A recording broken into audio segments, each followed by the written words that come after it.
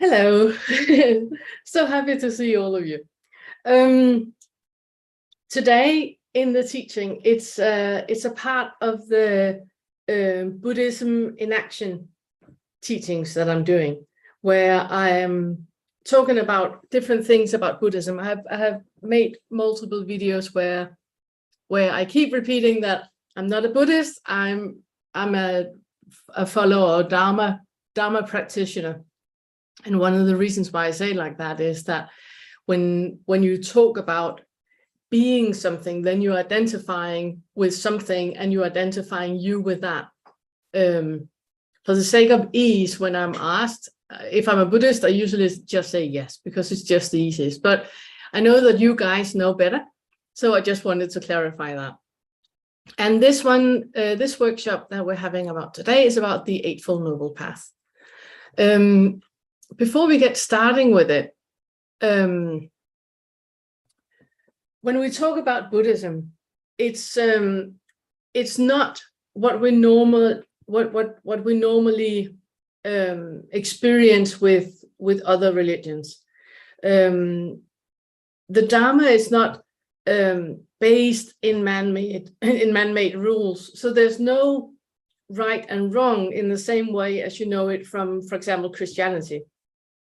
There's nobody condemning you to eternal hell. There's no soul to go to heaven or to hell.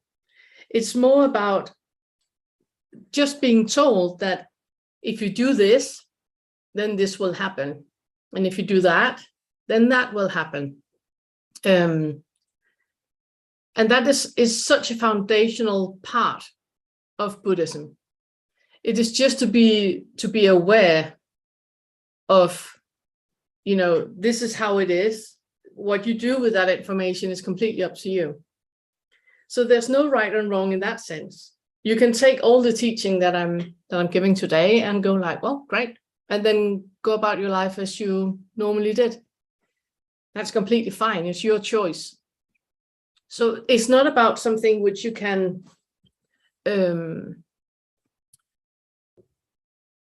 do right about or do wrong about. Another thing is that when we talk about Buddhist ethics, then the ethics is not based on you going to heaven or you going to hell, if you're doing right or if you're doing wrong. It's based on nature, and it's based on rooted in the cause and effect, that we call dependent co-arising or dependent existing. So if you're interested in knowing more about dependent co-arising, then there's a really good book called This Being That Becomes by Devan that I can recommend you. It's really good. That really explains how this actually works. I'm also going to talk a bit more about it today.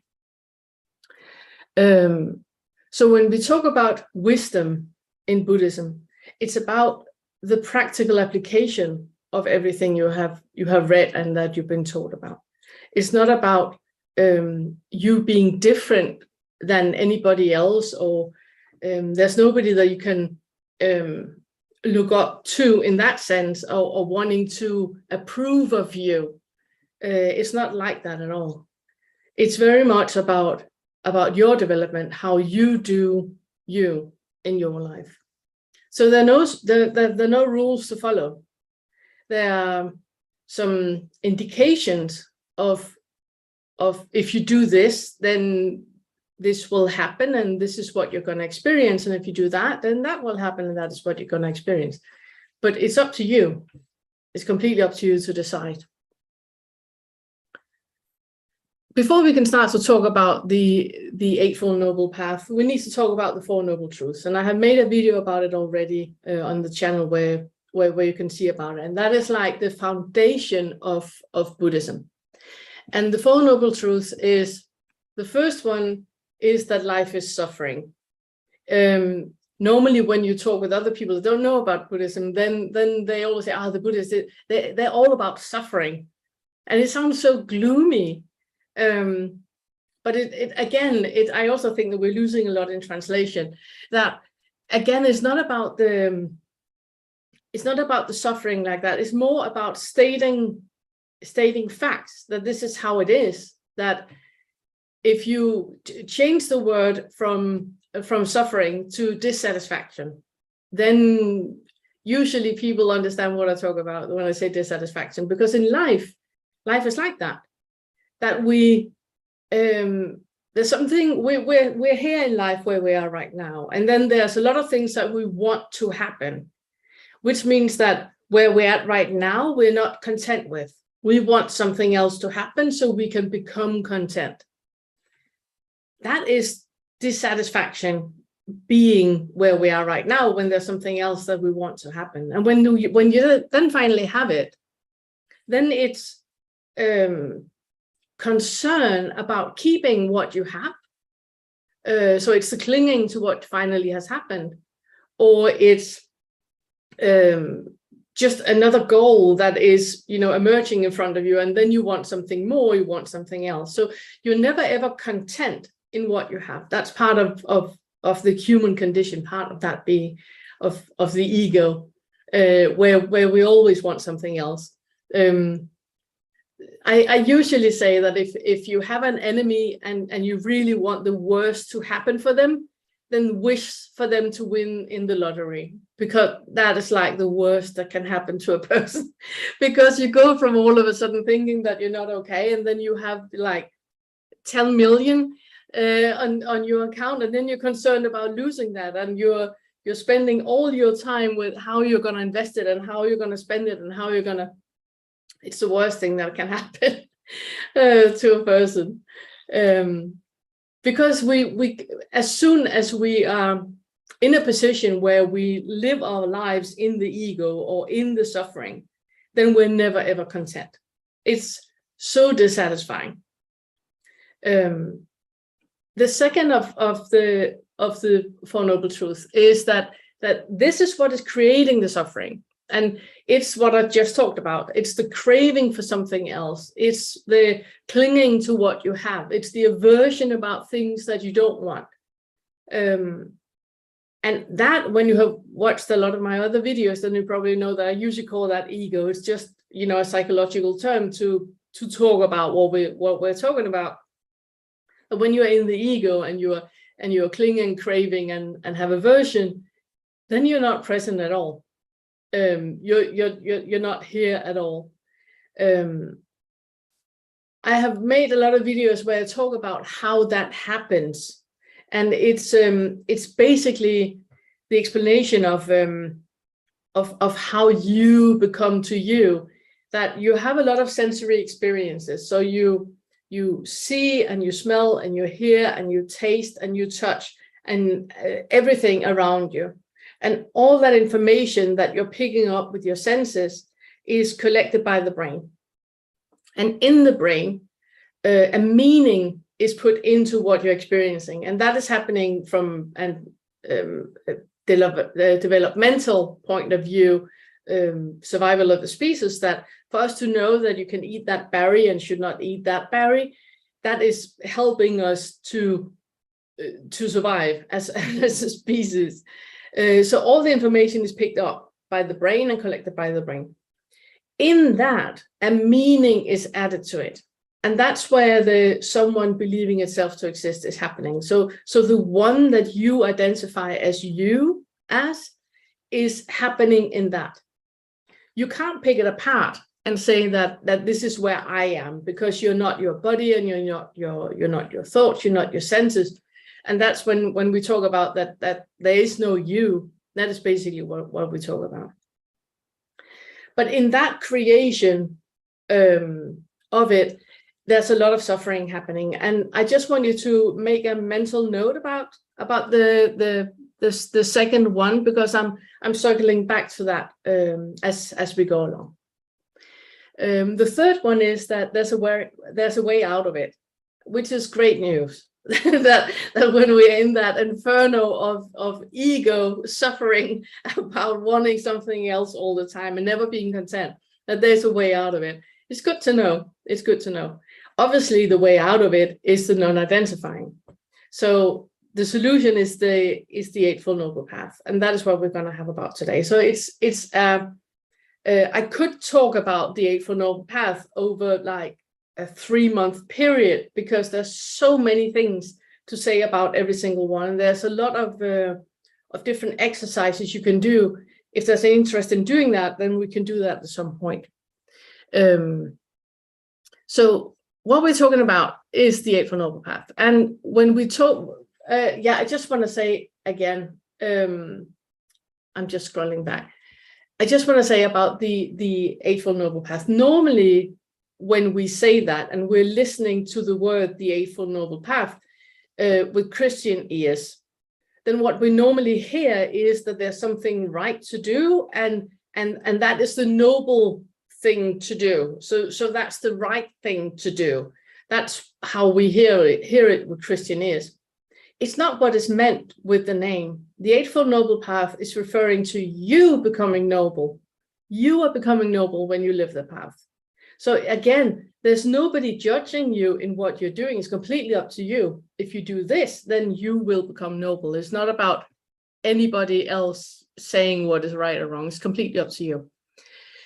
So the 8 things that we have, you can see all of them is called something with right. And normally when we talk about something being right, then there's something else being wrong. And it's not what is meant with it. It's more that there is, if you do this, you are in an expanding energy. And if you do the opposite, then you are in a contracting energy. I think that's the easiest way to say it. We start with right view, and then you can see it go all the way around like a clock. And it is a bit like that if you start with the view, then you go to the right thought and right speech and right action. You can see it a bit like that. But you can also, for example, if you have an issue with your with the way that you are in the world, right action, the way that you are in the world, then the solution for you is not so much to work with the right action, but take a step back. Look at how you talk to yourself. If you're not kind to other people, you're probably not kind to yourself. So you need to have an inner dialogue that is supportive for you, so you have something surplus to put into your actions.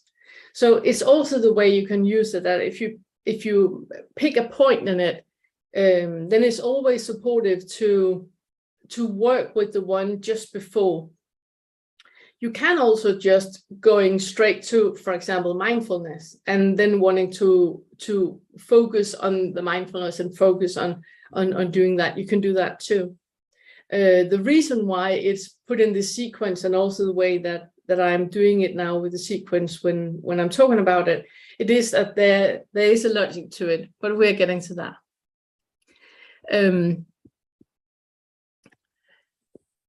It is, as I talked about earlier, that when this happens, that happens, and you know, if you do this, that will happen. If you do that, then that will happen. It is what is called dependent origination or dependent existing, and it's very much a part of the Eightfold Noble Path. That if you focus, for example, on the speech, action, and lifestyle, those 3 together are working towards you becoming more ethical. And when we talk about ethics, it's a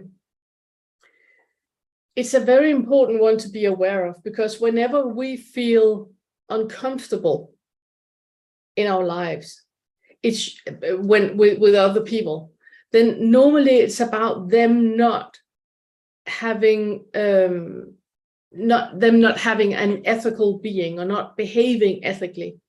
For example, women being uncomfortable going out and being, you know, groped and yelled at and all that. The reason why they're uncomfortable with going out is that the men acting like that are not acting ethically.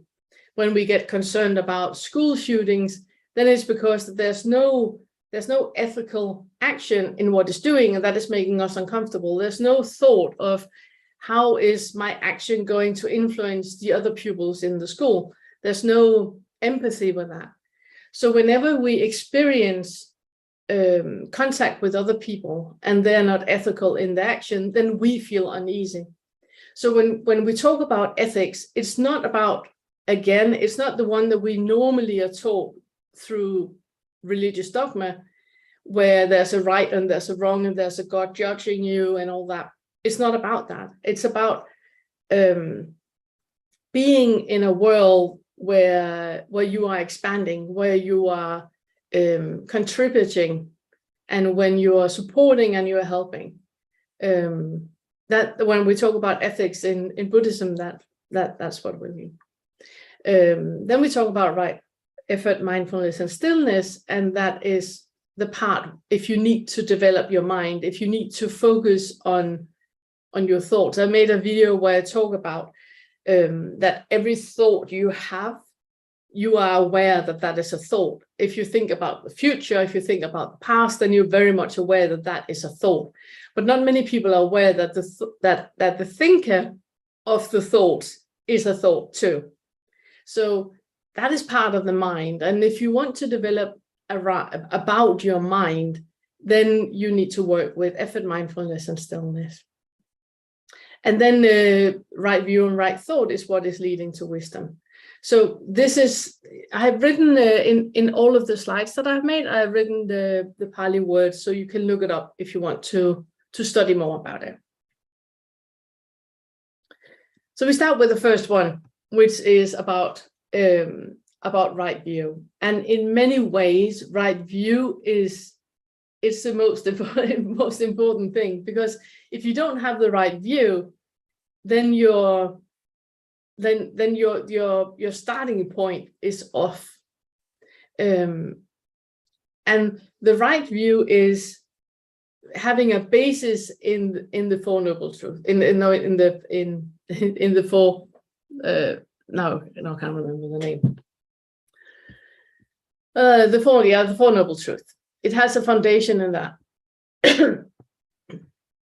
So it's knowing that a part of you is looking at the world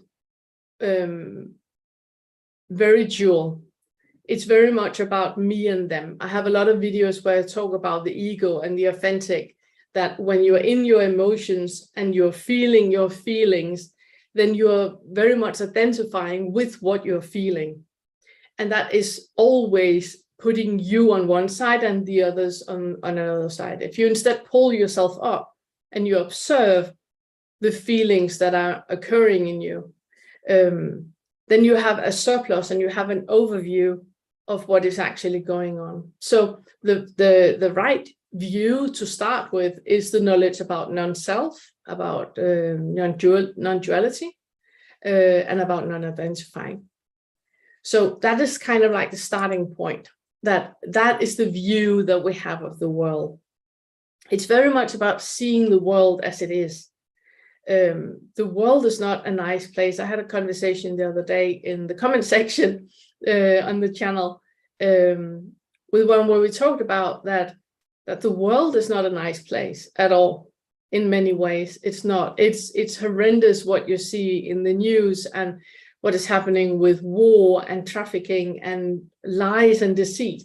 And if you look at the news, it's horrendous. It's nothing but bad news from start to end. If you watch a TV show, it's very much about murder and violence, and how if you watch a reality show, it's very much about deceit and lying and gossiping. And there are not many things out there that gives you a surplus in you being you, and gives you a calm and a sense of belonging, and experiencing that, having a feeling in you that you want more for the world than what is actually happening. That's very hard. It's very, very hard. And if you look back like just 50 years or 100 years or 300 years, then obviously we can see that there's a development. That, I mean, just in my lifetime, the way that women are treated in the world are very much different from when I was a child and a young woman and until now. The same with slaves and with gays, and I mean, there's so many things that has changed. But the burden that we carry as human beings is that our lifespan is very, very short. We're only here for like 70 years if we're fortunate. And the change that I'm talking about has happened over like 300 years, 500 years, which means that every good thing you do in the world, you're probably not gonna experience the result of. And that is very discouraging for many people. It's very easy to get overwhelmed by that fact that whatever we do is actually not contributing to anything that you're going to experience. So you can spend 70 years being kind and compassionate and helpful, and it's not. That doesn't mean that people are going to be kind and compassionate and helpful towards you. It just means that you choose to be kind and compassionate and helpful towards others. And for many people, that is very, very complicated. A lot of people need to experience that exchange, and life is not like that. It's not that good things happen to good people and bad things happen to bad people. It's not like that. Horrendous things happen to good people, and beautiful thing happens to horrendous people. So there's not that Disney rosebud rainbow unicorn slant on life, and in many ways that is it's very hard to bear. It's very hard to carry as a human being, but it is part of how it is. And on a personal level, I also think that is why for many people religion is very comforting, because then there's somebody that has the overview, which we clearly don't, and that is very comforting to have that. So I completely understand why people turn to religion. I completely understand that. In Buddhism, however, it's very much about seeing the world as it is. This is how it is. And if you don't identify with this is how it is, then you can actually be in the world and be a part of that. Because even though I'm not cruel to animals or to people, I'm still a part of the human species. I'm still a human. I'm still part of it. So it's not something that is happening without me. I am a part of it, just like we experience with the climate crisis, that I might be very mindful about how I am in the world regarding consumerism and waste and my lifestyle and all of that, but I'm still a part of it. I'm here. And every person that is here is part of the climate crisis. If you weren't here, you wouldn't pollute. So it's very much about having the surplus in you to be a part of that. And you do that by not identifying, and I'm not talking about spiritual bypassing. It's very, very important to make that clear. I'm not talking about spiritual bypassing where you just go into that, what do you call it? I usually call it spiritual Christianity, where it's about, only seeing the positive and only being positive and only want to have positive in your life and all that. That's gaslighting, because it doesn't make any space for all the horrible feelings that you have and all the horrible things happening in your life and the sadness and the anger that you also experience. That's part of being human. So I'm not talking about gaslighting at all. So it's very much about seeing the world as it is, accepting life, no matter how ridiculous or absurd it seems. And that one of the ways you can do that on a psychological level is with the unconditional acceptance. I have made a lot of videos where I talk about unconditional acceptance. You can just search on the channel. And it's very much about, this is happening, can I accept that this is happening? And let's say human trafficking, no, I can't accept that. I know it's happening, and I can't accept it. I feel that if I accept that, then I'm condoning that it's happening.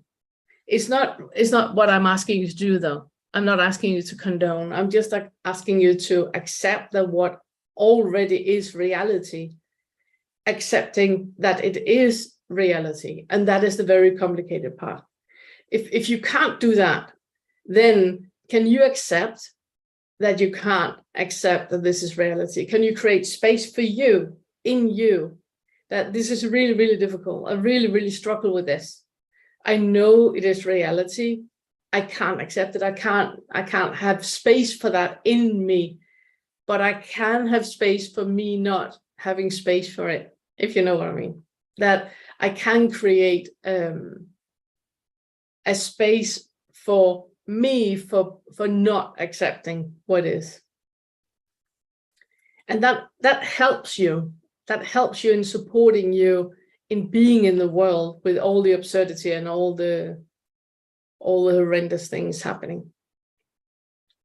Right view is also part of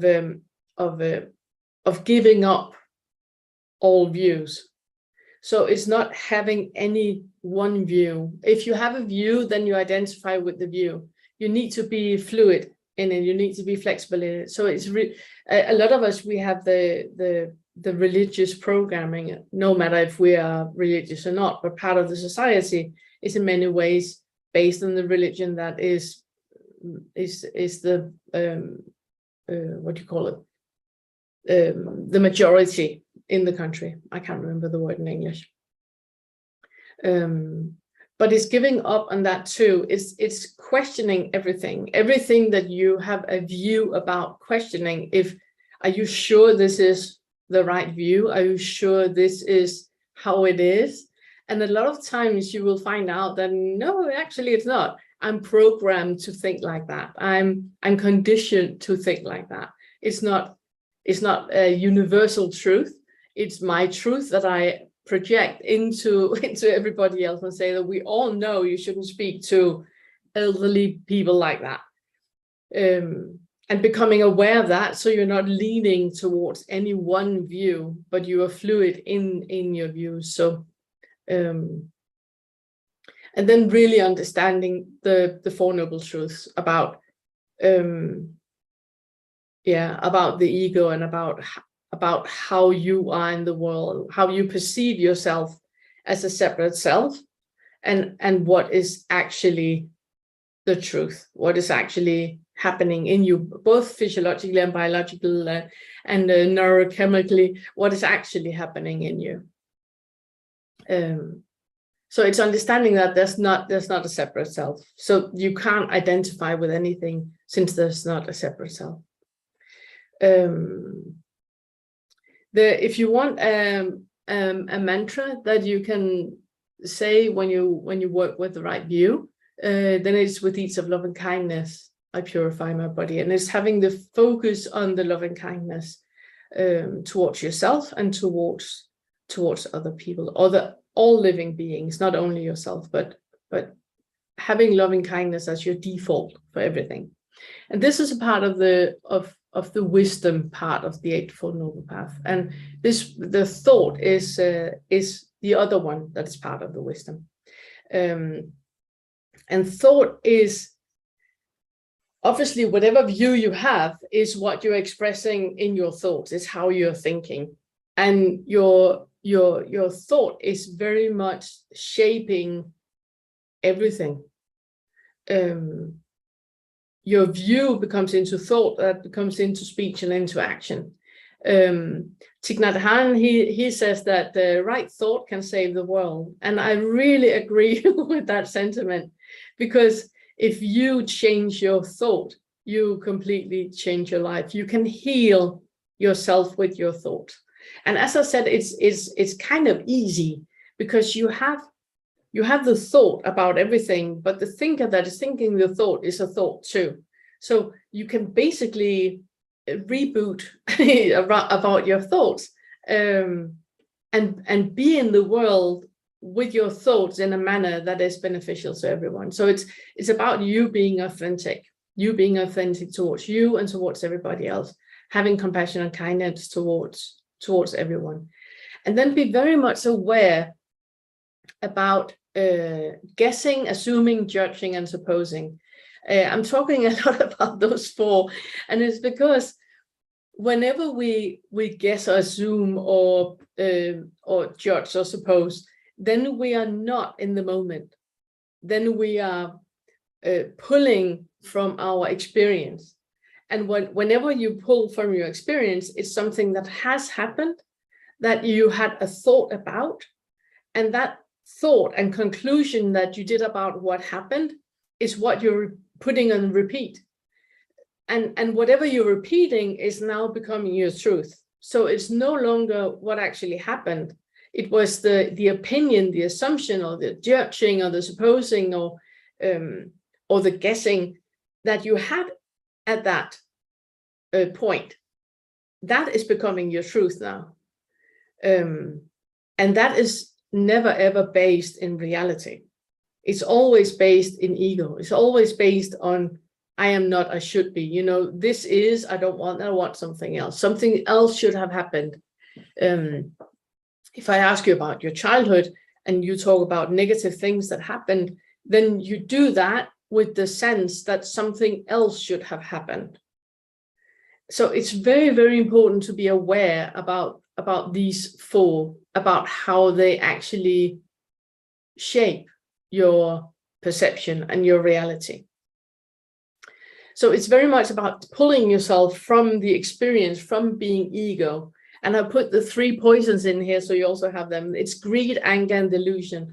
In Buddhism, we call them the 3 poisons. Then you kind of know the extent of what we're talking about. That when you have greed, anger, delusion, it's completely shaping everything in your life. And you do that when you're in the ego. When you're locked into ego, you do that. You are very much in the in the 3 poisons, in the greed, anger, and delusion. And then pull yourself from that, from being in the ego, into observing what is actually happening. And when you're observing, you instead of saying the feeling that is happening in me now is anger, I am angry, then you can observe and you can see that with all the signs that is happening in my body right now, anger is happening. I'm not angry. There's no I to be angry, but anger is happening.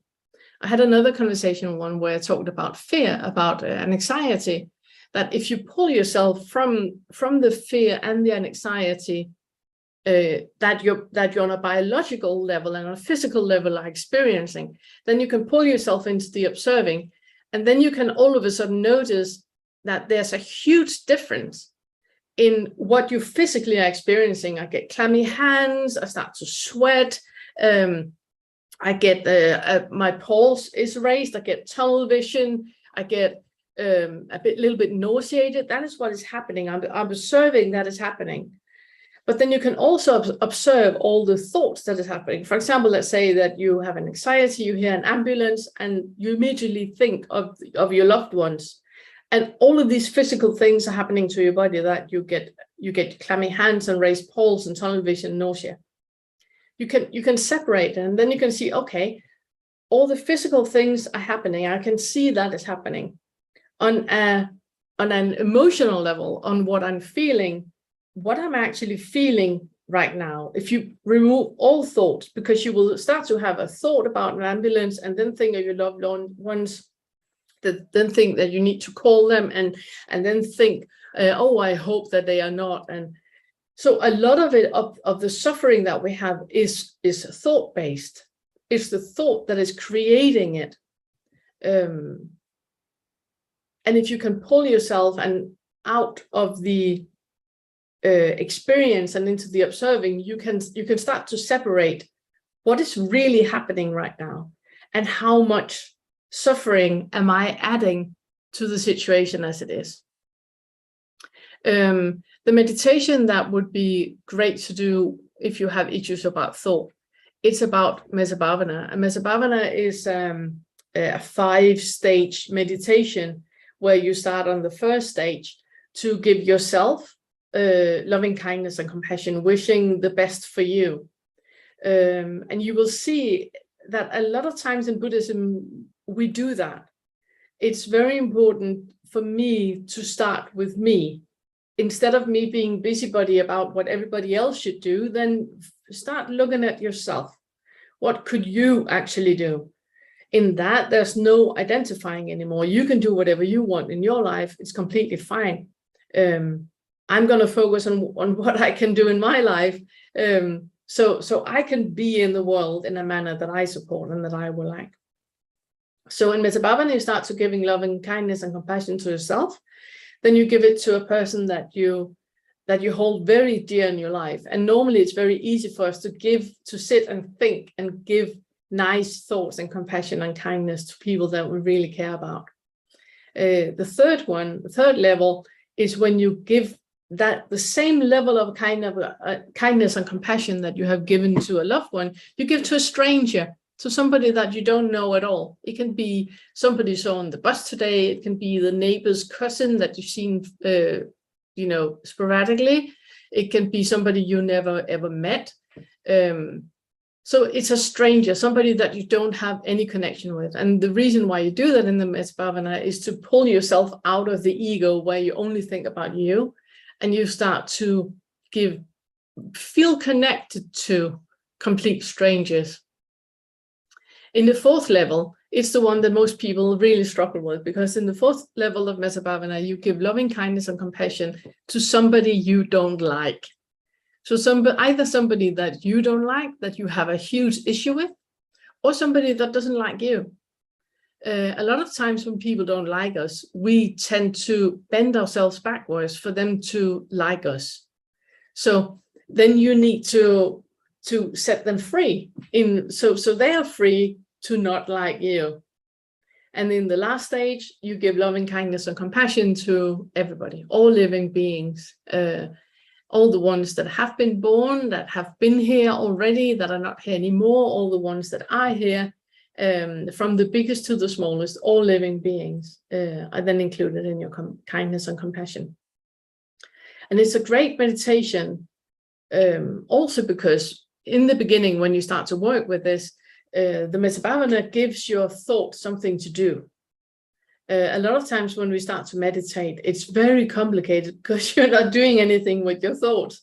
And the thoughts then start, the monkey mind starts, with the shopping list and what am I going to eat for dinner and all that.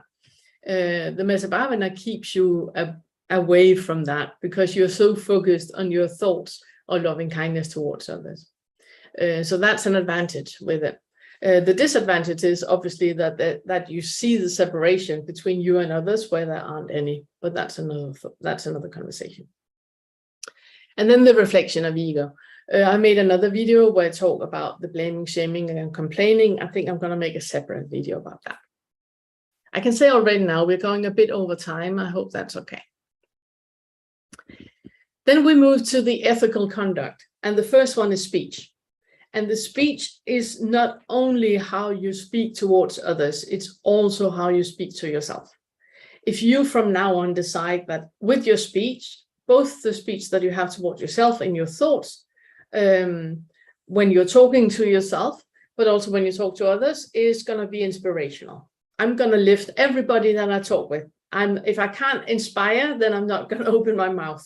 If you have that decision in you, and then choose honesty, mindfulness, and loving kindness. There's a really good sutta, which I can recommend you to read. That's called the Abhaya. And it's, a lot of the suttas are great stories. It's like fairy tales.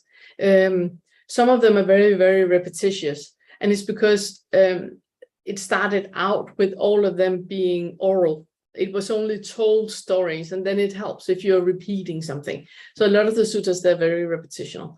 I find that very calming and very almost go into a deep meditation state when I read them. So I really enjoy it. Anyways, in this sutta, there are you're asking yourself 4 questions before you speak, and you need to ask yourself, is it true? If you're doing something and I want to say something to you about it, give you a good advice or whatever I want to do, then I need to ask myself, is it true? What you want to say, is it true? And already by asking yourself that, a lot of times you can't actually say anything, because how do you know if something is true? I know that it's true to me, but is it true like in general truth, or is it just my perception of it? So that's the first question you ask yourself, is it true? And if you find out, yes, this is absolutely truth, then you ask yourself, is it helpful? What I want to say to you, is it helpful? Or am I helping me by saying this to you? Am I making my life easier by telling you this and that? So it needs to be helpful to you, not just helpful to me. Then I need to ask myself if it's kind. A lot of times when people start in Buddhism and start to practice Buddhism, they want to be truthful, they want to be honest. And a lot of times honesty can be very, very brutal. If you don't have any kindness and compassion and love in what you're saying, if you don't have that as a part of what you're saying, then it's brutal. So honesty without compassion is brutality. You need to, whenever you speak or say your truth, you need to say it with kindness and compassion. If you can't do that, then be quiet. Don't say anything. And the last one is it now? Is now the right time to say it? You know, if you are on your way out, for example, I was traveling with my mom. My mom, she's 82. Lovely, lovely lady. She's 82. And whenever we're traveling, she gets very, very stressed about all the things she needs to remember. And we were standing in the door, and I suddenly remembered she had forgotten to pack something. It was irrelevant. We could just buy it on the destination when we get there. Not relevant at all. So I decided it's not helpful for me to tell her that she'd forgotten the thingy, and she needed to, you know, stop what she was doing, turn around, open the suitcase and put the thing. That would have been way, way, way too much for her. Would have been so stressful. So it was more helpful not to say it at that point. And then when we got to the destination, just go out and get it. And that's it. Those are the 4 levels that you need to be aware of before you open your mouth. And when you start to become aware of this, then in the beginning, you don't feel you can say anything because you're so used to just blabber everything out instead of really reflect on what you're saying. Another thing is there are a lot of speech precepts, and precepts is kind of like guidelines to do good in the world. And a lot of the speech precepts are about how you communicate. So obviously don't lie. I mean, that is like the lowest bar for any communication, isn't it? Don't lie. But also remember that a lot of times when we lie, we say a little white lie as if the size and the color of a lie is making any difference at all. Obviously it doesn't. A lie is a lie. And a lot of times when we lie towards other people, we say it's to prevent them for sadness, or to kind of like protect them. That's why I'm saying a little white lie. Well, if you really think about it, it never is. It's about protecting you. So lies is obviously, you know, that's not right speech. Then there's divisive speech, and divisive speech is not only about what you say. Remember that I think it's like 85% of all communication that we have is body language. So it's also, if you say something to me and I roll my eyes at you, that's divisive speech. And everyone who sees me do that, I am communicating the divisive speech too. So let's say you and I were standing, somebody's saying something, and I roll my eyes. Immediately, I give you an indication about my opinion about that person. So me just rolling my eyes, that's divisive speech. So when we talk about speech, I know it probably wasn't a part of what the Buddha, what he meant. I mean, 2,500 years ago, I don't think we knew that much about micro expressions and body language, but we do now, which means that the way that you communicate with your body language, it needs to be part of your right speech. Then there's abusive speech. That's just, being nasty. Calling names, don't ever call anybody any names. Call them by their name. Abusive speech is when you want to manipulate people into something, or you are yelling in an argument, let's say, whenever the volume is higher than normal speaking volume, that's abusive speech. All profanities is abusive speech. This is completely uncalled for. You don't need that. And whenever you do that, then you are away from you and in your ego. There's something that you don't want. You want something else, and preferably you want the other person to do that. That's why you're yelling and why you're arguing. And then there's chit chat, idle chatter, gossip, small talk, all the things that are not important at all in any conversation. A lot of times, instead of idle chatter and chit chat and small talk, silence would be much more useful. And the positive mantra that you can use for that, which is also a positive precept, is with truthful communication of purifying my speech. Then it's right action.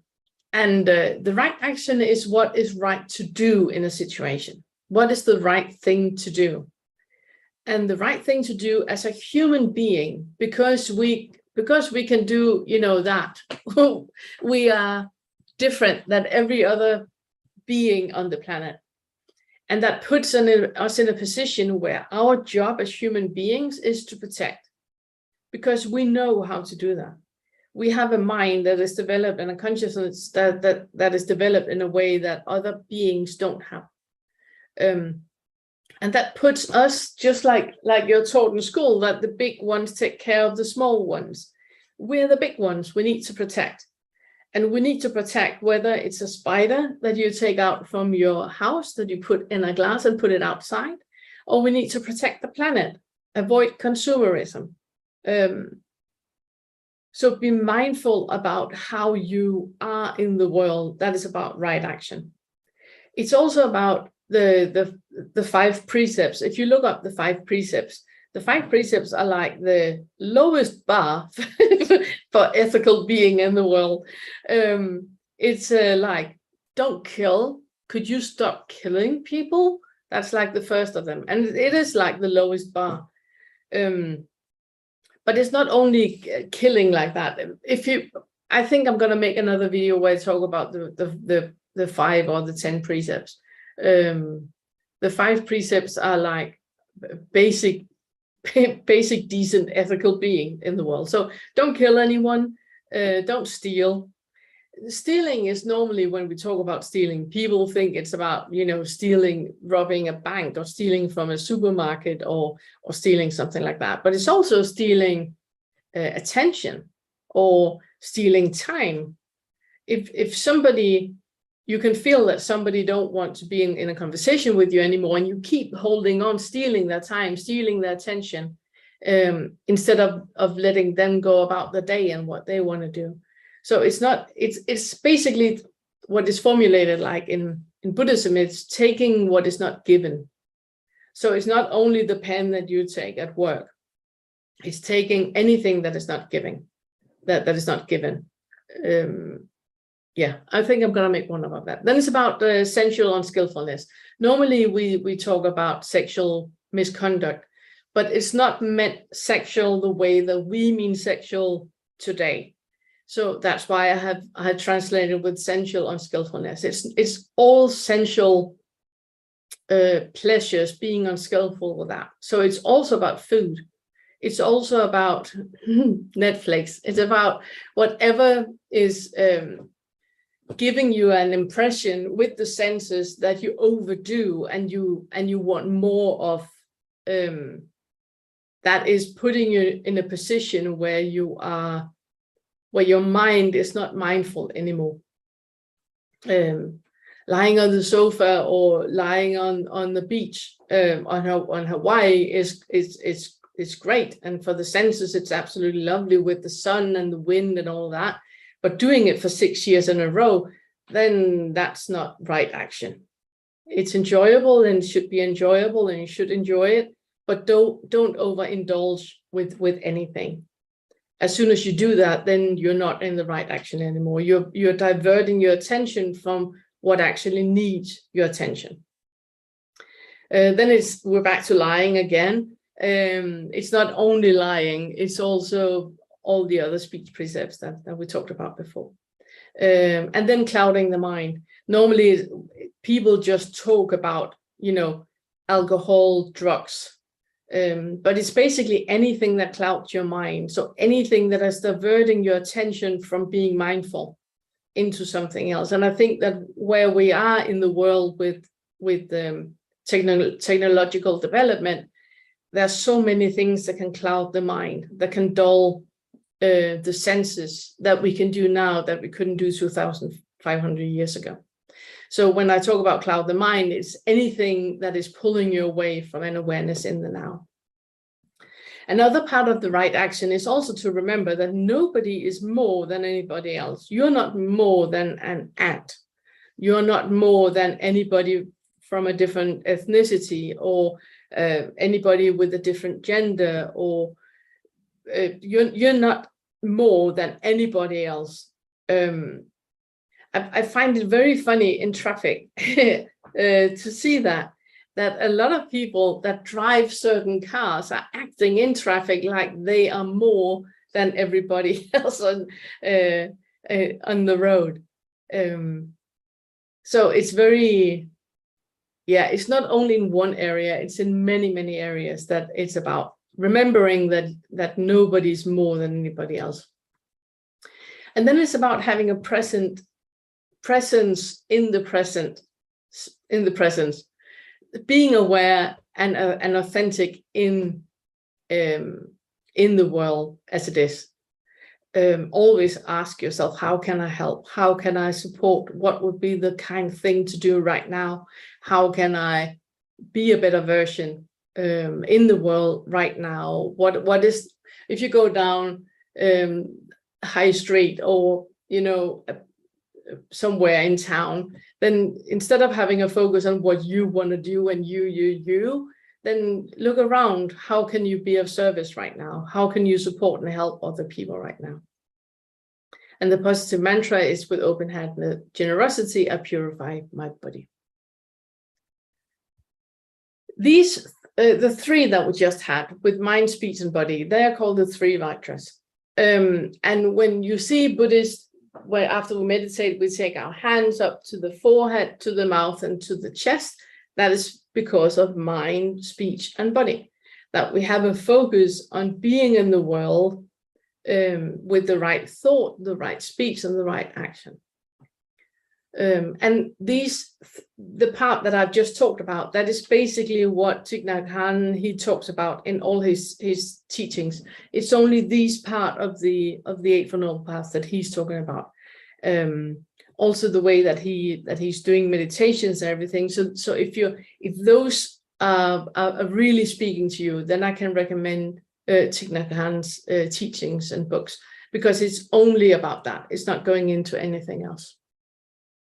And now I hope I'm not offending anybody by saying that. I didn't mean any offense with that. Then there's the last one in the ethical conduct, which is the right lifestyle. And a lot of times it's translated with livelihood. But again, I think we need to expand it from where it was 2,500 years ago and into where we are now, because it's not only about your livelihood. It's not about, you can't preach a loving kindness and compassion and be a serial killer or a butcher or a soldier or anything where you kill other living beings. That is part of the livelihood. But I think of the lifestyle, it's a word I'm using. So remember, I'm not a scholar at all. This is the way that I'm using it. The reason why I call it lifestyle is because as soon as we use the word lifestyle, then it expands. It's about finding the job where you do something expanding in the world. You do something where you do it for good, for everyone, not only you.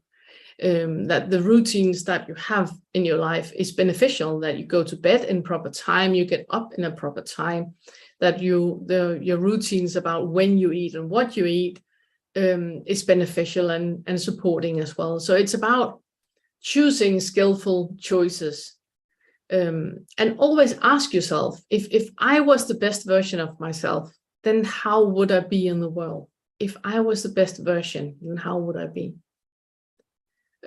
So it's that navigating into being a better you, a better person, a better being in the world all the time. That's part of the lifestyle. There's a really nice sutta that I just want to read for you, because it's very relevant for us. So don't underestimate evil, saying it won't amount to much. Drop by drop is the water pot filled. Likewise, the fool, gathering it little by little, fills themselves with evil. And I think that's really important, because it's not just you, it's you remembering that stealing a pen from your work, it doesn't matter, it's just a pen, doesn't matter, they got lots. Then you're going to the store and the clerk gives you too much money back, and you don't say anything, doesn't matter, I would like that. All that, it's compiling. It's getting more and more and more. And it is like drop by drop, it just gets more and more and more. And the same way, think not lightly of good, saying it won't amount to much. Drop by drop is the water pot filled. Likewise, the wise, gathering it little by little, fills themselves with good. And I think that is also important to remember, that every small deed you do, that is a good deed, that is kind, that is supportive. It might be a small thing, buying a cup of coffee for a homeless person and a cookie for his dog, or just smiling to somebody that looks super sad, or just smiling in general.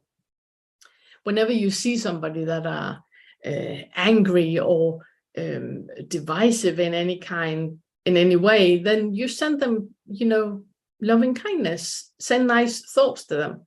Whenever you experience somebody that is like exploding, getting angry, send loving kindness to them. So it's all the small deeds that you do that I don't know what you say, how you say it in English, that accumulates and becomes more. Now we're at the part that is developing the mind, and that is right effort. Right effort is so complicated because we have a tendency to be one of the things that I hear the most when I talk about becoming aware of the ego and how much the ego is controlling you in many ways. The number one thing that I hear the most, it's about people that are afraid that if I don't control my diet, I will gain like 100 pounds in no time. If I don't control this or that about my life, then it's gonna go completely, wrong. I need to control this. And it's one of the fears that I think is the most common ones when we talk about it. But the right effort is about balance. It's about finding out where you are in the middle way, where you lie in the middle way. So it's about becoming aware of avoiding doing things that are not beneficial for you and everybody else. It's about abandoning qualities that are not skillful. And it's about finding into the space in you where you can develop and maintain skillful qualities. So it's about finding that balance in everything where you are skillful in the world. And then also reflect on how many times have you had to correct a problem that you created yourself?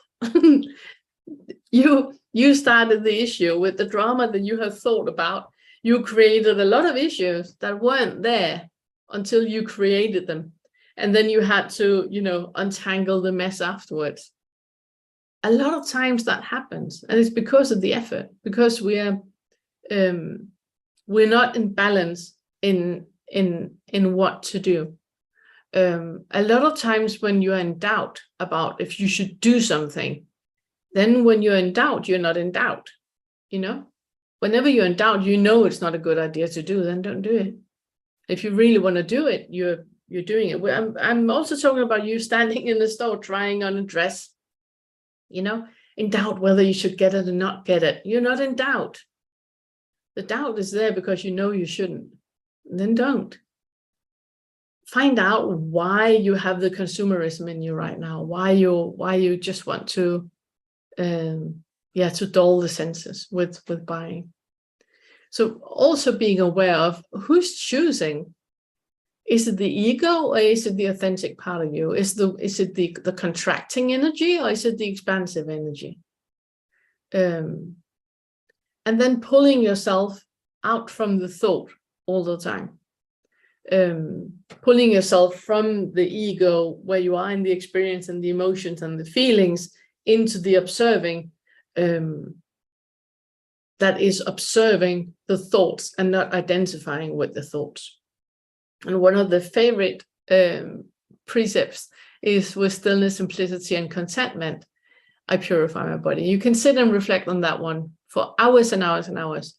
And a lot of times in your life, whenever you are not content with something or when you are dissatisfied with something, finding something which you are actually content about, finding the stillness in you and finding the contentment which you have of whatever you're actually content with right now is solving a lot of issues for you, because it's getting you back into the balance where you have the right effort.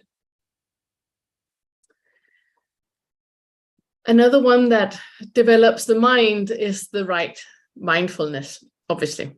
It's about having complete awareness in the moment. Eckhart Tolle, he has done it so well in his books where he's describing that there is no future. That is a thought that you have. There's no past.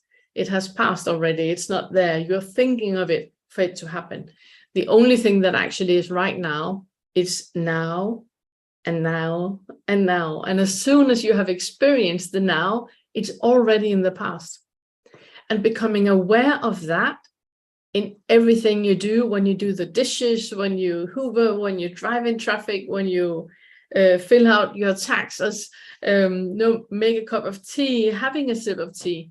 If you're in the now and in the now and in the now, then you are with the pure awareness, with the complete awareness of the moment. And I said when we had about the Four Noble Truths, I said that remember the second one because I'm going to circle back to it. And this is the part now about mindfulness, because it's understanding that it's not that this is my body. It's that there is a body. It's not that it's my feelings and all the identifying with all the feelings that we have. There's a feeling. It's not that my perception about what is real and what is not real. There's a perception. It's not all the mental formations. I'm thinking about this. I'm having all these mental formations. There's a mental formation happening. And not that it's my consciousness. There's a consciousness. And pulling yourself out where you know that there's no identifying.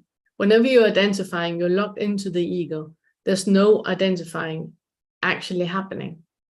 That is when you are in the right mindfulness, where you become aware of what is really happening, is that the sensory experience is happening with the eyes, with the ears, with the nose, with the mouth, and with the feelings. All the information is collected by the brain and a meaning is created into that. In that, you, the perception of you existing is happening as well. So there is no you. There is just sensory experiences. And it's also why a really good way to get back to pure being, it is to experience everything with your senses.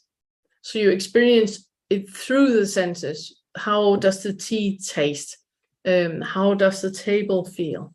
How does the shirt feel? So you're in the sensory experience, and that also puts you in the now and the now and the now, where you're not in the future or in the past. So the right mindfulness is collecting all of the noble path, collecting them into a being with a complete awareness. And when there's no self connected to it, and there's no identifying connected to it, and it's not dual, it's just the pure being of what is arising. So experience through your senses with authentic observation and presence and the knowledge of non-self.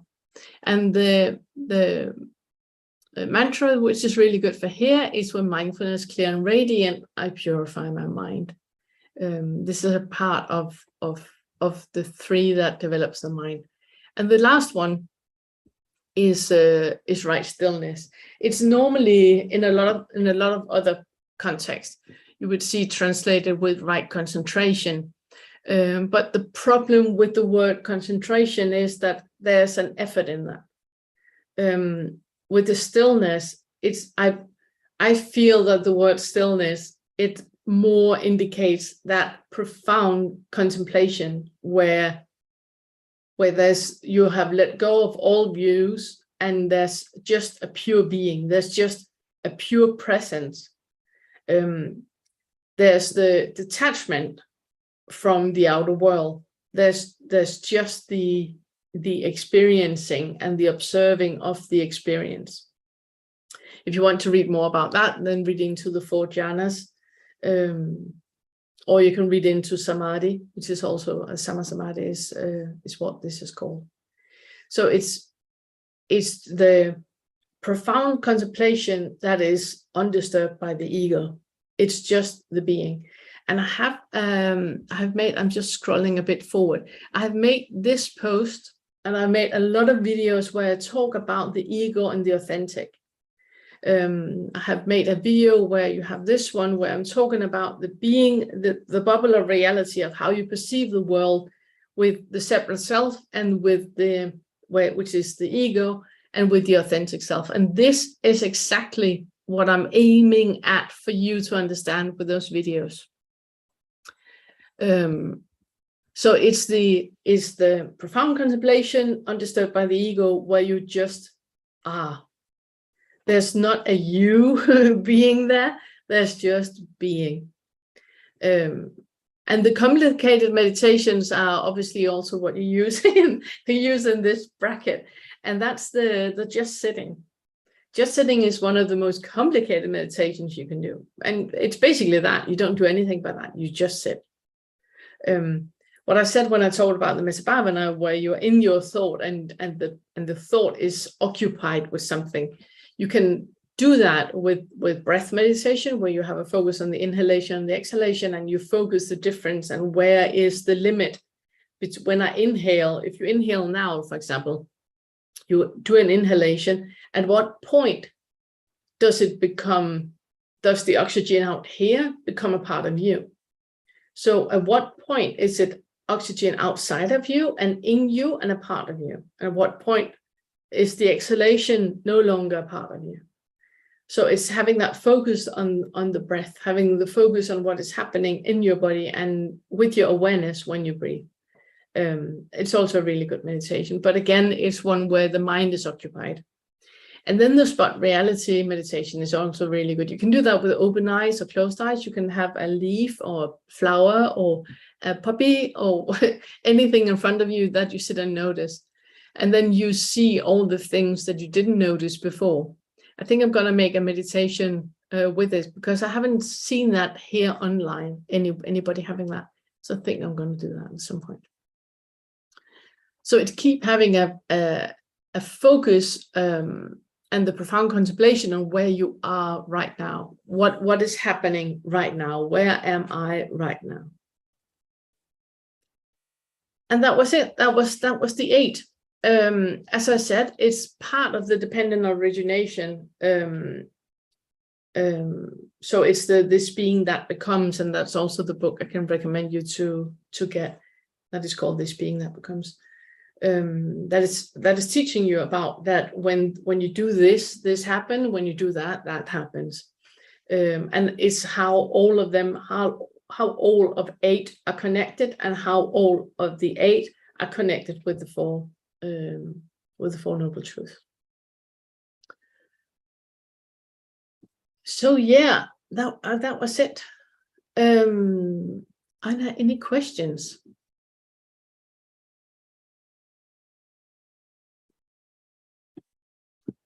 I'm just seeing if there are any questions online. There's not.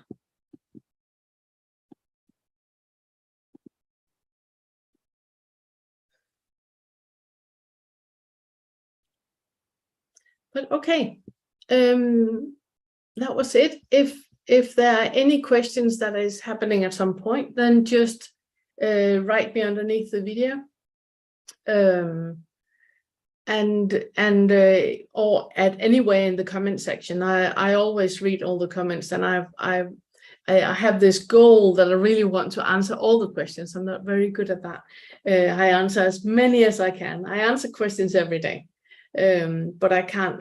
I'm getting so many amazing questions, and I can't answer all of them. But I answer as many as I can. But yeah, that was what I had to say about the Eightfold Noble Path.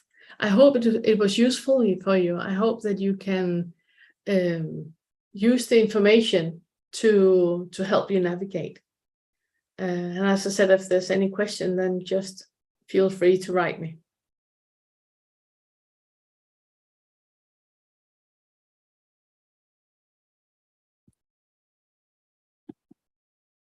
Okay, I think that was it. Thank you very much for today. Thank you so much. And see you. Bye.